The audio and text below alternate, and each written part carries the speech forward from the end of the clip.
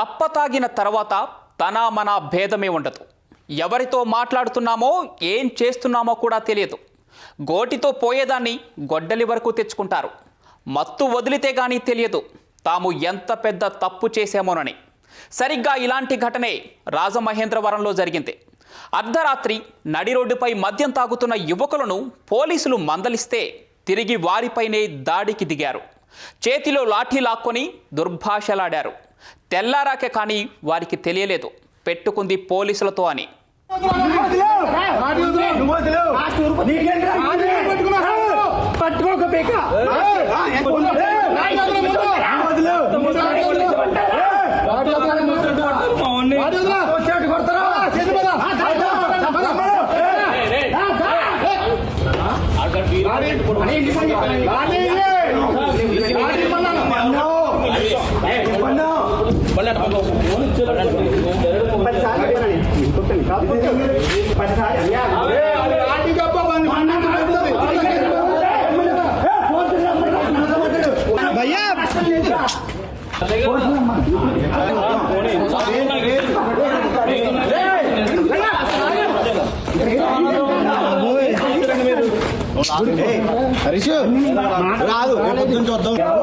నువ్వెందుకు కొట్టుకున్నావు మరి? నువ్వెందుకు కొట్టుకున్నావు మరి? నువ్వెందుకు కొట్టుకున్నావు మరి? కొట్టుకుంటే రాదా?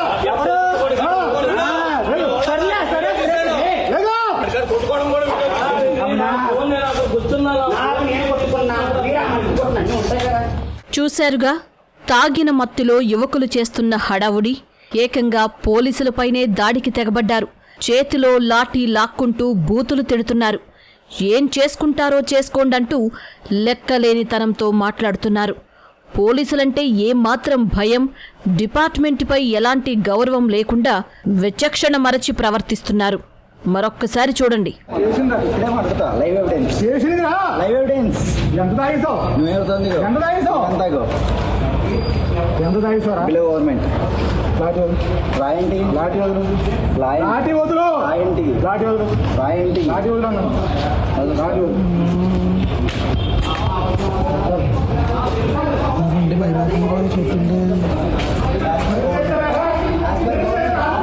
స్టేషన్ ఫోన్ చేసిరా? అయ్యి బాబు రండి, ఆపండ్రా బాబు మనోడిని.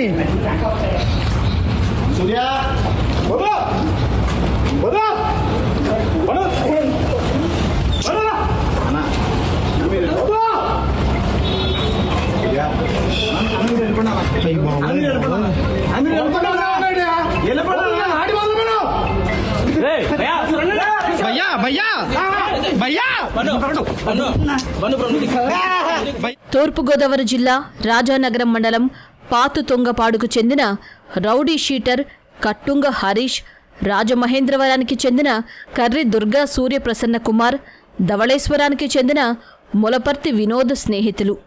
వీరి మిత్రుడు చనిపోతే రాజమహేంద్రవరం ప్రభుత్వాసుపత్రి వద్దకు వచ్చారు. పోస్టుమార్టం నిర్వహించకుండానే మృతదేహం ఇవ్వాలంటూ అక్కడి సిబ్బందితో గొడవకు దిగారు. వారు కుదరదని చెప్పడంతో కోటిపల్లి బస్టాండ్ వద్దకు చేరుకుని రోడ్డుపైనే మద్యం తాగుతున్నారు.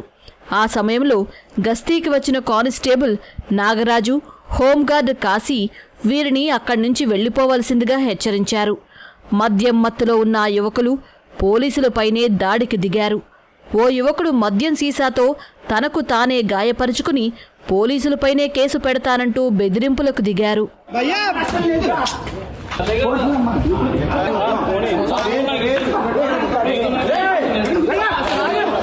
తమపై దాడికి పాల్పడిన రౌడీ షీటర్ సహా 3 నిందితులను పోలీసులు పట్టుకున్నారు. వీరిలో కట్టుంగ హరీష్పై గతంలోనే హత్య కేసుతో పాటు హత్యాయత్నం కేసులు ఉన్నాయి.